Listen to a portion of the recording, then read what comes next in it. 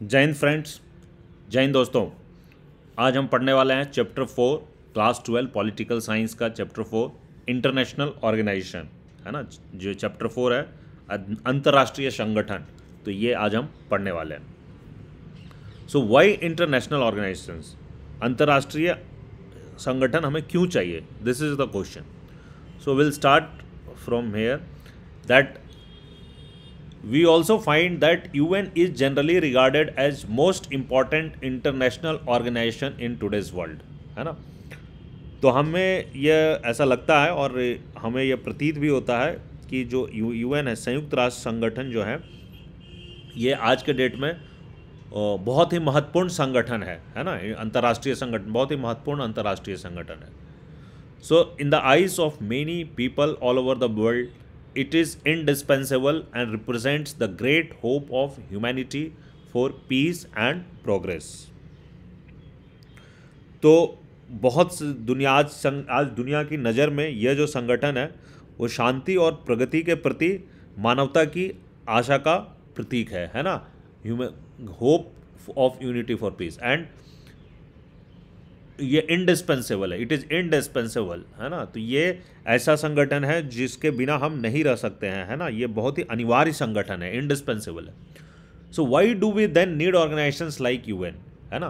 तो हमें ये अंतर्राष्ट्रीय संगठन यूएन जैसे जो संगठन है ये हमें क्यों चाहिए। तो let us hear to insiders. तो चलिए हम अंदरूनी जानकारी देखते हैं, ना। तो यूएन के सेक्रेटरी जनरल रहे हैं, है ना, डैग हैमरशोल्ड, संयुक्त राष्ट्र संघ के दूसरे महासचिव थे। तो इनका कहना था the United Nations was not created to take humanity to heaven but to save it from hell. तो संयुक्त राष्ट्र संघ का जो गठन है वो मानवता को स्वर्ग पहुंचाने के लिए नहीं हुआ है, ठीक है, not to heaven but to save it from hell, बल्कि उसे नरक से बचाने के लिए हुआ है ना। तो इसका संयुक्त राष्ट्र संघ का जो गठन किया गया है वो मानवता को स्वर्ग ले जाने के लिए नहीं हुआ है, बल्कि अपितु नरक से बचाने के लिए हुआ है, ऐसा उनका कहना था। नौ एक और है, हमारे बहुत ही फेमस लीडर हैं शशि थरूर, ठीक है, कांग्रेस पार्टी से आते हैं अभी।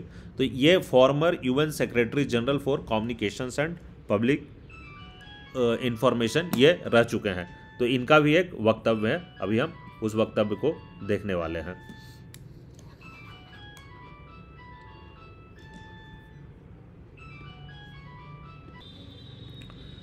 तो शशि थरूर जी का क्या कहना है ये हम देखते हैं। What he saying, talking shop, yes there are lot of speeches and meetings at United Nation assembly specially during the annual sessions, है ना, of the General Assembly, but as Churchill put it, jaw is better than war. Isn't it better to have one place where all countries in the world can get together, bore each other sometimes with their words, rather than bore holes into each other on the battlefield? तो ये इनका कहना है कि बदकही की चौपाल, है ना, ये टॉकिंग शॉप है, जो जैसे दुकान पे बैठ के, चौपाल पे बैठ के लोग बात करते हैं ना, दिस इज लाइक दैट। ठीक कहा आपने, यस। संयुक्त राष्ट्र संघ में खूब बैठकें होती है, दनादन भाषण होते हैं, खासकर आम सभा के वार्षिक सत्र में। तो जो यूएन का जो जनरल असेंबली में एनुअल सेशन होता है उसमें दनादन भाषणें होती है, खूब बातें होती है। लेकिन जैसा कि चर्चिल कहते थे, कौन, विंस्टन चर्चिल, इंग्लैंड के prime minister during world war 2, सो हथियार लड़ाने से बढ़िया है कि जवान लड़ाई जाए, है ना। क्या यह बात बेहतर नहीं है कि एक ऐसी जगह भी हो जहां दुनिया के सारे देश इकट्ठे हों और कभी कभार अपनी बातों से एक दूसरे का सर खाएं, बनिस्पत लड़ाई के मैदान में एक दूसरे का सर कलम करने के। तो उनका कहना है कि बैटल फील्ड में एक दूसरे के सर को एक दूसरे का सर में होल बोर करने से, एक दूसरे का, है ना, मैदान में एक दूसरे का सर कलम करने से तो अच्छा है कि एक दूसरे को बैठ के बातों से बोर किया जाए। सो ही मेंट दैट, इनका कहना था कि कम से कम वहाँ पे बैठ के एक दूसरे से बोर करके, एक दूसरे को करके दिमाग खपाकर मैटर थोड़ी तो सुलझती है, थोड़ा तो बेहतर प्रभाव होता है, रेदर दैन कोई भी मुद्दा हुआ तो हम तुरंत बैटल फील्ड में जाए, हम एक दूसरे का सर खपाएंगे, और सर खपाने से एक दूसरे का थोड़ा बहुत दोनों पार्टियां होती है जिनमें इशूज़ होते हैं, या मल्टी पार्टियां जो इशूज़ होते हैं वो फिर थोड़ा बहुत कहते हैं कि अच्छा चलो ठीक है, मैं यहाँ तक मान जाता हूँ, तुम यहाँ तक मान जाता हूँ. So that's what he is trying to bring out. So these two quotes suggest something important. Internal organizations are not the answer to everything, but they are important. ये जो ऊपर के दो उदाहरण हैं वो एक महत्वपूर्ण बात की तरफ इशारा करते हैं. क्या इशारा करते हैं? कि जो अंतर्राष्ट्रीय संगठन है वो हर मर्ज की दवा नहीं है, लेकिन वो महत्वपूर्ण जरूर है. International organisations help with matters of war and peace. तो जो अंतर्राष्ट्रीय संगठन है वो युद्ध और शांति के मामलों में मदद करते हैं. They also help countries cooperate to make better living conditions for all of us. और वो देशों की सहायता करते हैं ताकि हम सब की बेहतर जीवन स्थितियां कायम हो सके.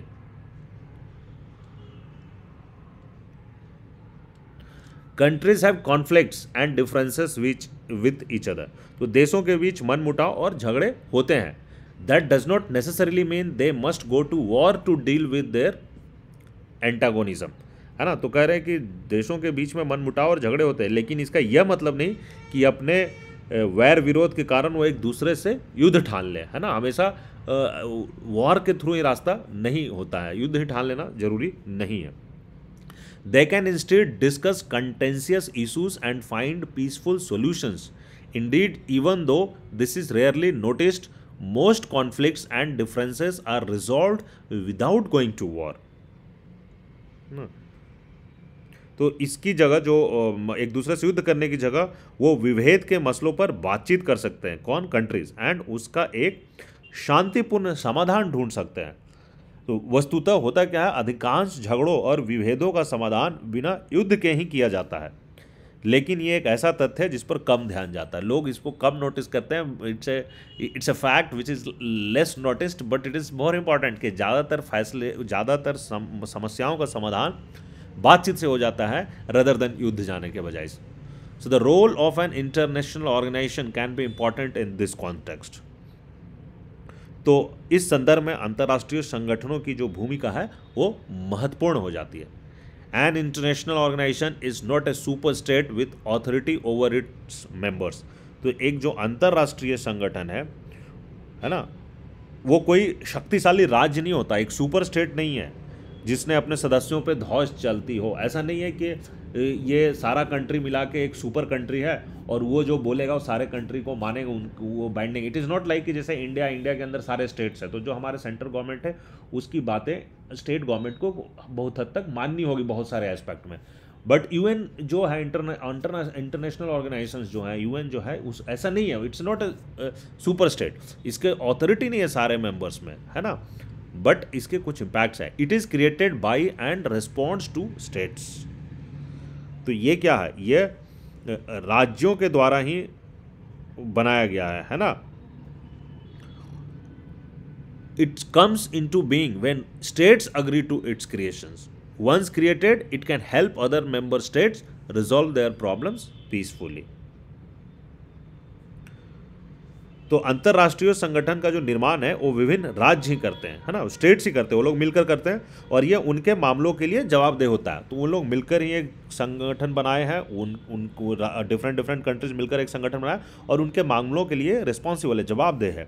जब राज्यों को इस बात पर सहमति होती है कि कोई अंतर्राष्ट्रीय संगठन बनना चाहिए, तभी ऐसे संगठन कायम होते हैं. ऐसा तो है नहीं कि कोई अपनी मर्जी से कहे कि आज से ये है और तुमको मानना पड़ेगा. It is not acquiring somebody some state.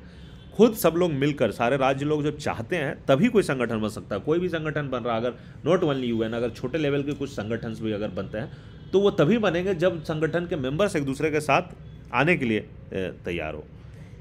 एक बार इनका निर्माण हो जाए तो ये समस्याओं के शांतिपूर्ण समाधान में सदस्य देशों की मदद करते हैं, है ना. तो they help the member state to resolve their problems peacefully, शांतिपूर्ण ढंग से. So international organisations are helpful in another way. अंतर्राष्ट्रीय संगठन एक और तरीके से भी मददगार होते हैं. Nations can usually see that there are some things they must do together. तो राष्ट्रों के सामने अक्सर कुछ ऐसे काम आते हैं जिन्हें साथ मिलकर ही करना होता है. There are issues that are so challenging that they can only be dealt with when everyone works together. तो कुछ मसले इतने चुनौतीपूर्ण होते हैं कि उनसे तभी निपटा जा सकता है जब सभी साथ मिलकर काम करें. फॉर एग्जाम्पल डिजीज़ है ना, जैसे कोविड आ गया था तो सारी दुनिया को मिलना पड़ा, so disease in as example है ना. Some diseases can only be eradicated if every one in the world cooperates in inoculating और वैक्सीनेटिंग देयर पॉपुलेशंस. कुछ रोगों को तभी खत्म किया जा सकता है जब विश्व का हर देश अपनी आबादी को टीके लगाने में सहयोग करे. लाइक रिसेंटली जो कोविड हुआ, it was like that only है ना. और take global warming and its effect, या फिर हम जो ग्लोबल वार्मिंग है, विश्वव्यापी जो ताप वृद्धि है और उसके प्रभावों का, इसका भी उदाहरण हम ले सकते हैं. ग्लोबल वार्मिंग एक अकेला कंट्री नहीं हटा सकता, everybody has to come together. So as temperatures rise because of the increase in greenhouse gases in the atmosphere, there is a danger that sea levels will also rise, thereby submerging many coastal areas of the world, including huge cities. तो वातावरण में green house गैसों के बढ़ने से तापमान बढ़ रहा है और इससे समुद्र तल की ऊंचाई बढ़ने का खतरा है. अगर ऐसा हुआ तो विश्व के समुद्र तटीय इलाके, जिसमें बड़े बड़े शहर भी शामिल हैं, वो डूब जाएंगे. So of course, each country can try to find its own solution to the effects of global warming. But in the end, a more effective approach is to stop the warming itself. And this requires at least all the major industrial powers to cooperate. कहता है कि हर देश अपने अपने तरीके से global warming के दुष्प्रभावों का समाधान ढूंढ सकता है. तब भी अंततः सबसे प्रभावकारी समाधान तो यही है कि वैश्विक ताप वृद्धि को रोका जाए, है ना. सब लोग मिलकर ताप वृद्धि को रोकें. हर एक कंट्री इंडिविजुअल स्टेप लेगा, बट वर्ल्ड वाइड हमें एक्शंस लेने होंगे और इसके लिए विश्व के बड़े औद्योगिक देशों का सहयोग करना जरूरी है. सो these are the problems which individual country cannot solve. It has to be solved with multiple countries together. Unfortunately, recognizing the need for cooperation and actually cooperating are two different things, है ना.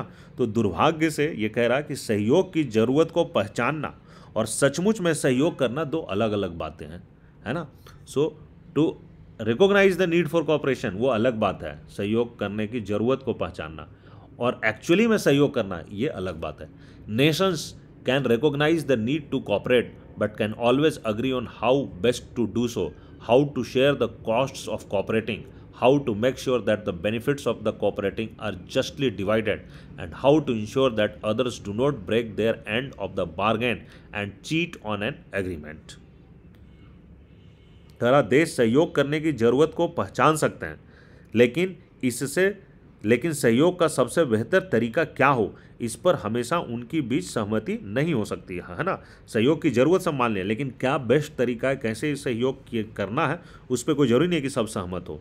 सहयोग में आने वाली लागत का भार कौन कितना उठाएगा, सहयोग से होने वाले लाभ का आपसी बंटवारा न्यायोचित ढंग से कैसे हो, मोल तोल के बाद जो तय हो जाए उससे कोई मुकरे नहीं, आपसी समझौते के बाद जो बातें तय हुई है उससे कोई दगा नहीं करे. तो इन बिंदुओं पर सभी देश हमेशा सहमत नहीं होते हैं, है ना. So an international organisation can help produce information and ideas about how to cooperate. तो एक अंतर्राष्ट्रीय संगठन जो है वो सहयोग के उपाय और सूचनाएं जुटाने में मदद कर सकता है. It can provide mechanism, rules and a bureaucracy to help members have more confidence that costs will be shared properly, that the benefits will be fairly divided, and that once a member joins an agreement, it will honor the terms and conditions of the agreement.